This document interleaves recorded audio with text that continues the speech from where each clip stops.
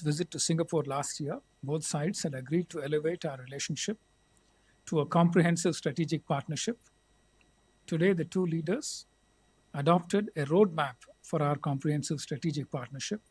The roadmap truly reflects the range and depth of our bilateral cooperation and provides direction and momentum to it. This roadmap will facilitate bilateral engagements across 8 priority areas, including economic cooperation, skills development, digitalization, sustainability, connectivity, healthcare and medicine, defense and security cooperation, and people-to-people and cultural exchanges. 5 agreements or MOUs have been concluded in important fields and were exchanged a short while ago.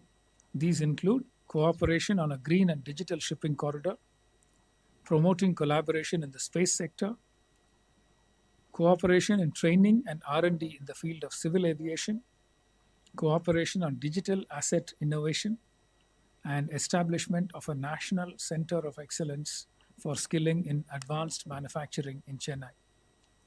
Separately, underscoring the importance of enhancing regional connectivity and port infrastructure to facilitate trade and economic growth, the two prime ministers jointly virtually inaugurated the Phase 2 development of the Bharat Mumbai Container Terminal (PMCT) at Jawaharlal Nehru Port, JNP, Maharashtra.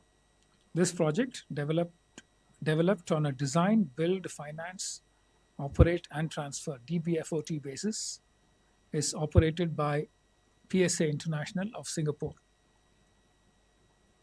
It is noteworthy that completion of this phase has doubled PSA's terminal capacity to 4.8 million TEUs annually, establishing it as India's largest single container terminal and thus makes JNP the largest container port in the country. Both prime ministers noted that there has been an uptick in bilateral relations since the last visit of Prime Minister Modi to Singapore. We hosted the President of Singapore, His Excellency Tharman Shanmugaratnam, for a state visit in January this year. As you would recall, several union ministers and chief ministers from various states of India have also visited Singapore in recent months and years. We also hosted several Singaporean ministers, the latest being for the one-of-a-kind bilateral mechanism of the India-Singapore Ministerial Roundtable. The third round of ISMR, the Ministerial Roundtable, was held just about 20 days ago, when 10 ministers from both sides held detailed discussions on the 6 pillars identified.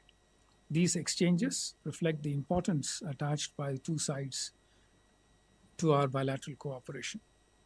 The two prime ministers appreciated the sustained expansion in bilateral trade, which has grown from about $6.7 billion in 2004-05 to nearly $35 billion in 2024-25.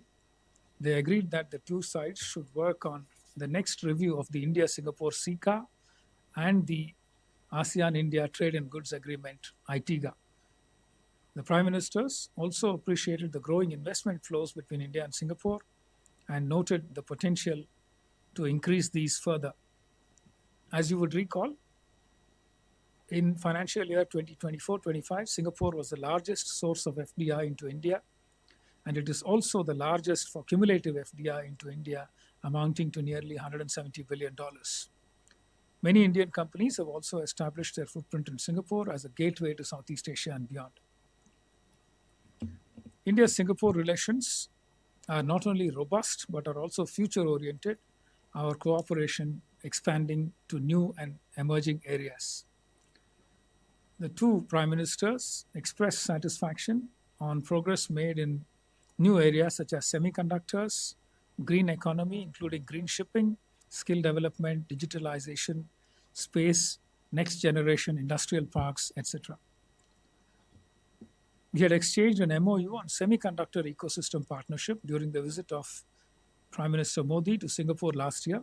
Under this MOU, we have set up a bilateral semiconductor policy dialogue, and both sides are working on investments, business-to-business connect, skilling, and R&D to promote the semiconductor ecosystem in India, thus making it a very promising area of cooperation in the coming years. Singapore has also been an important partner for us in the field of education, capacity building, and skill development. We appreciate Singapore's support for the National Center of Excellence in Skilling project. Singapore will be our partner for the National Center of Excellence in Skilling in the area of advanced manufacturing to be set up at the National Skill Training Institute in Chennai. Singaporean companies have also invested in green hydrogen and green ammonia space in India. The MOU concluded on green and digital shipping corridor will facilitate collaboration on zero or near zero greenhouse gas emission fuel supply chains, and our maritime industries stand to benefit from this agreement. Under the digitization pillar, we have the UPI Pay Now Connect, established in 2023, and has emerged as an important collaboration project in fintech. Both sides are now expanding its scope and reach. We also exchanged the MOU on digital asset innovation today, which will help foster cooperation between RBI on our side and the Monetary Authority of Singapore, MEAS, in the digital space, including central bank digital currencies, CBDCs.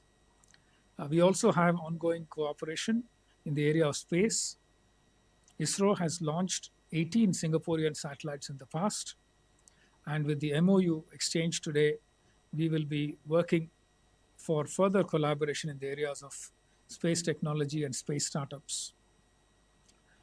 Defense cooperation was also acknowledged as an important area of bilateral partnership.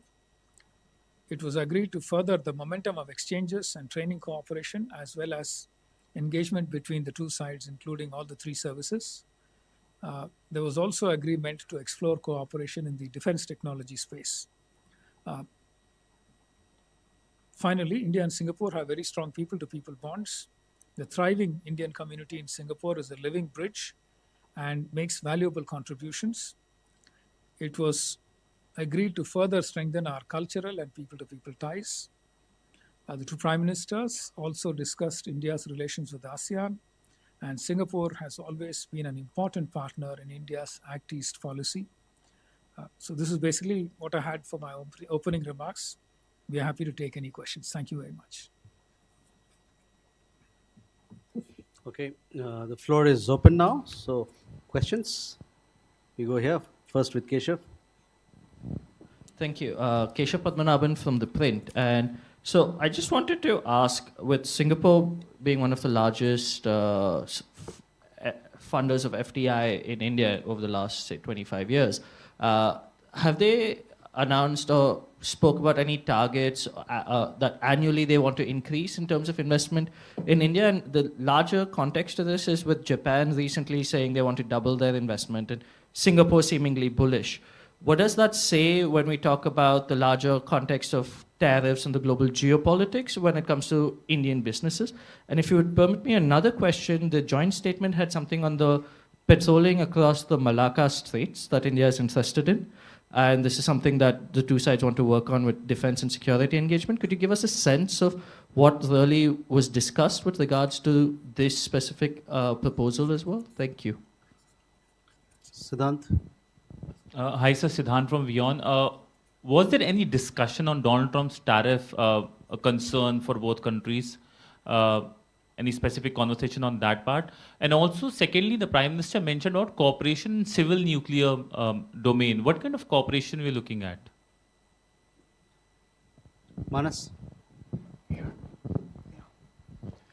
This is Manas from PTI, Press Trust of India.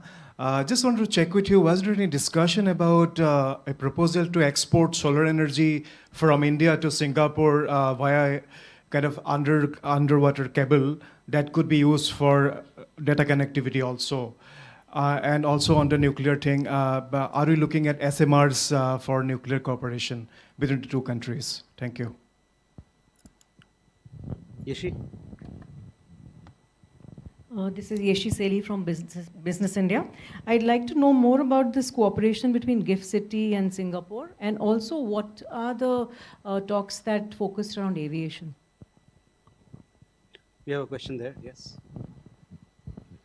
Hi, sir. This is Vishu from ANI. You mentioned about the defense corporation. Can you give us some more detail? What kind of cooperation are we planning with Singapore? Are they interested in buying Indian weaponry or something? So we have enough questions for you to answer. All right, thank you. Let me start with FDI. Singapore has been a very important partner for FDI over many, many years. In fact, over the last 7 years or so, Singapore has been the largest FDI investor in India, averaging about $15 billion a year. In fact, the cumulative FDI from Singapore since the time we started keeping figures in around 2000 works out to about $170 billion. So clearly, there is a lot of interest. But given that the growth story of India is intact, the fact that there are multiple opportunities coming up, the fact that there are uncertainties globally, Singapore continues to see India as a place where significant growth is possible and their returns will continue to be good. And therefore, they are looking at investing increasingly in India in the coming years too, in line with the trend that we have seen over the last 2 decades or so. But there is no specific target set by the two sides. Overall, the scene is bullish, but we haven't set any targets. Malacca Straits Patrol, this is something that is part of the regular patrolling that is undertaken by the 4 countries that are part of the Malacca Straits interface, Malaysia, Indonesia, Thailand, and Singapore. They conduct a regular patrol. And we have been asking, given that the Andaman Sea is next to the Malacca Straits, we have been asking to participate in that. There are ongoing discussions. We still don't have any conclusion on that. The expectation is that there will be some kind of coordination to ensure that there is synergy among the current members of the Malacca Straits Patrol and India as a contiguous state which is next to the Malacca Straits. On Trump tariffs, there was no discussion except for the broad global uncertainty and the need for all of us to try and diversify our trade relationships, our investment relationships, and to explore as many preferential trade agreements or free trade agreements as possible to try and diversify our supply chains and make them more resilient. So broadly, that was the kind of discussions that were held on this issue. Civil nuclear cooperation, yes, there is broad agreement that this is a potential area of cooperation, including new and emerging technologies such as SMR, small modular reactors. It's still very early. There was only a preliminary discussion.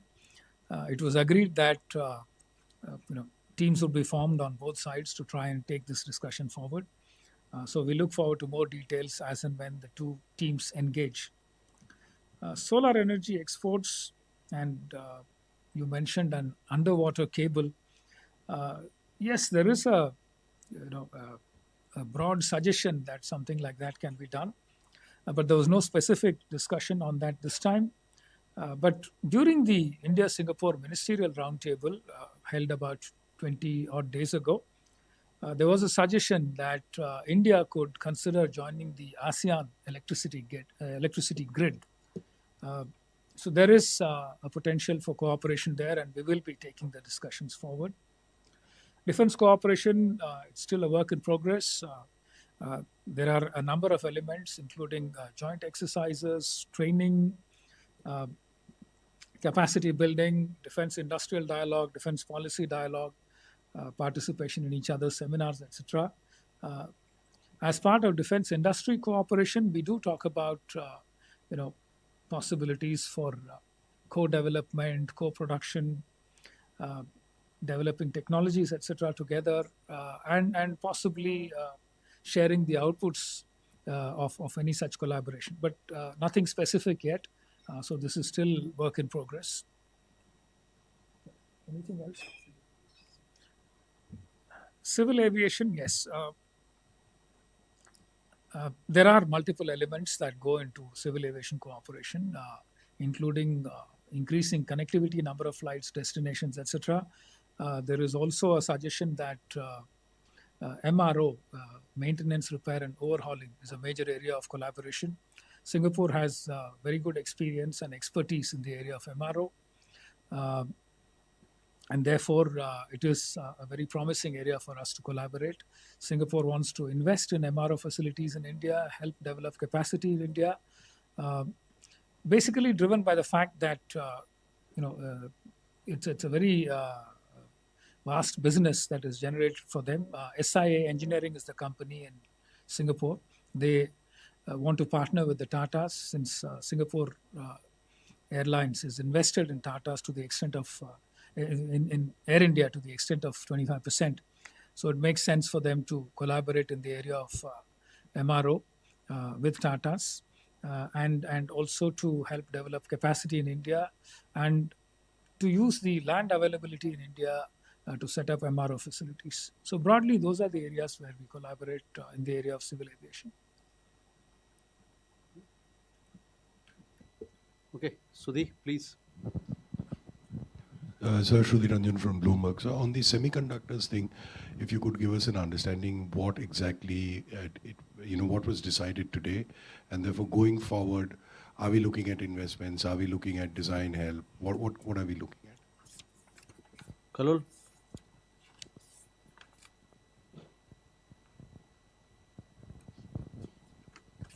Lol Bhattacharjee from the Hindu, sir. Sir, did the situation in Myanmar feature in the talks? And did the two sides discuss the upcoming election in Myanmar? Siddhant?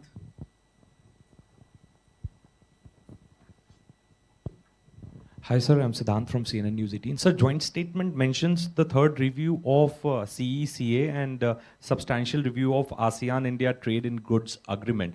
Sir, if you can elaborate a little bit on what is Singapore's point of view as far as the review of these two existing agreements is concerned. Thank you. Neeraj? Sir नमस्कार, मैं नीरज सुबे प्रभा साक्षी से। Sir मेरा प्रश्न ये है कि जो आज का जो जॉइंट स्टेटमेंट है उसमें कहा गया है कि मंत्री स्तरीय ये गोलमेज बैठकें होंगी, तो इसका आयोजन कब से होगा? और मलक्का वाले प्रश्न का हालांकि आपने उत्तर दे दिया है, लेकिन अगर आप उसको हिंदी में दोहरा सकें। कोशिश करेंगे। Okay. You have a question? Manas? Manas again from PTI. Just gone through the joint statement actually, and it says that both the countries will cooperate in development of unmanned vessels under the broader framework of defense cooperation. So what kind of platform it would be? Unmanned vessels, kind of underwater, or something related to that? Neeraj, आपका सवाल है? बोलिए। Sir Neeraj हूँ news 18 India से। Joint statement में food security को लेकर cooperation बढ़ाने की बात की गई है, उसके मायने क्या है? क्योंकि तीसरे देश का भी जिक्र किया गया उसमें।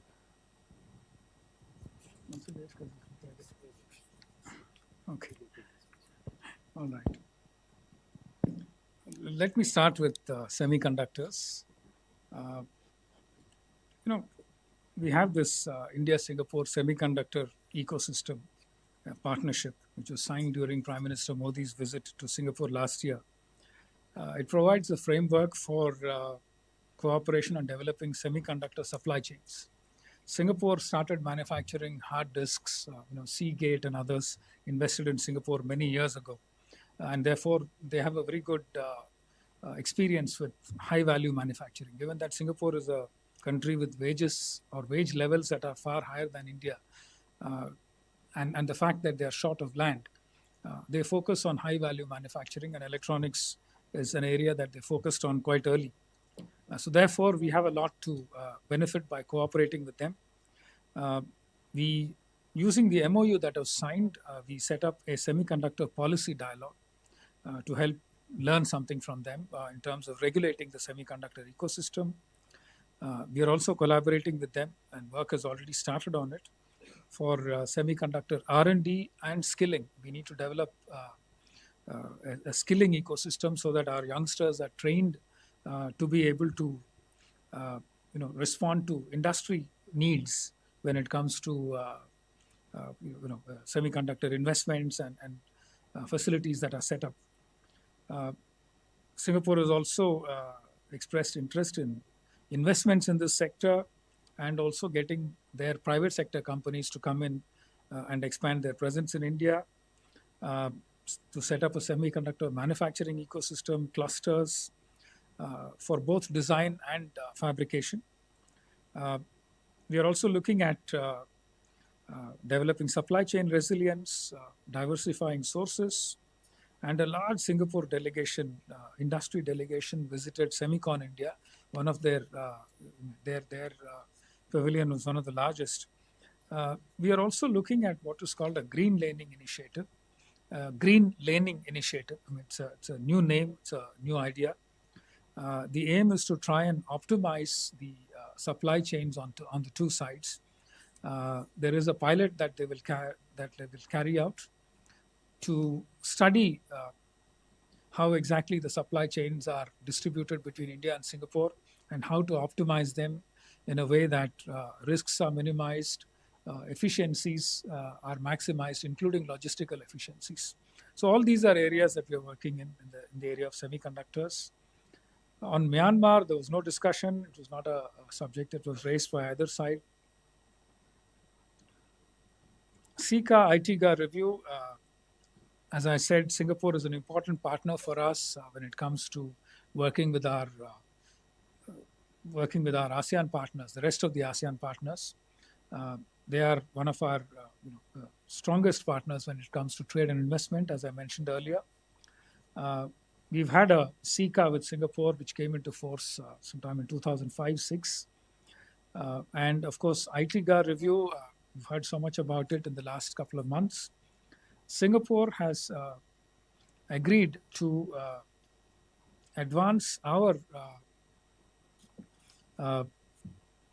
help explain our position to the rest of the ASEAN partners in terms of the need to arrive at a reviewed arrangement that can result in a win-win situation for both sides.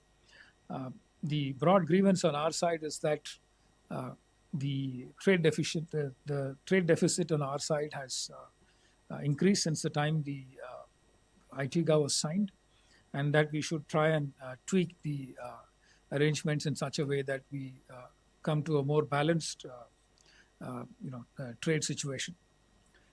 There are a few suggestions made by the Department of Commerce. I will not go into the details, but these are matters of negotiation, and we hope to arrive at a more balanced solution to this. Food security is an area of interest for Singapore. So there's no serious agriculture in Singapore. It depends entirely on imports for all its food needs, and therefore India comes across as a useful partner for food security. It is one of the pillars under sustainability for the India-Singapore Ministerial Roundtable. And there are discussions ongoing about what can be done to produce food safely and in a reliable manner, and how to take care of market access issues for our food products in Singapore and in the rest of ASEAN in general. Unmanned vessels is again a new area identified for collaboration. We don't have much details. It could include unmanned surface vessels, possibly even underwater vessels. It's still too early to go into the details on that. But clearly, new and emerging defense technologies are areas of interest. Singapore has a strong R&D ecosystem. There are a number of specialized agencies like A-STAR that promote R&D initiatives in Singapore. So the broad aim will be to try and connect the two startup ecosystems, undertake joint R&D projects in such a way that technologies of interest can be promoted.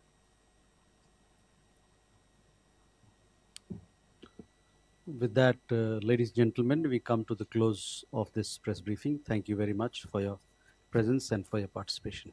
Thank you.